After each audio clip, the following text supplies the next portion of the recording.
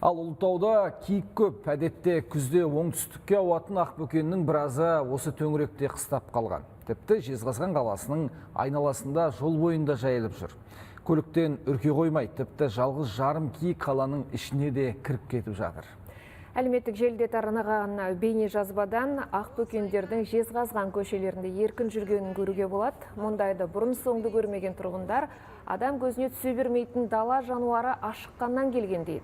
Ал орман шаруашылығы және жануарлар дүниесі аумақтық инспекциясы мамандары алаңдауға еш негіз жоқ деп отыр. Олардың айтуынша өңірде қыс жайлы болған соң мыңдаған ақбөкен арқа даласына қыстап қалған. Тек бір ғана Жезқазғанның маңында шамамен 2000 бас киік жайылып жүр.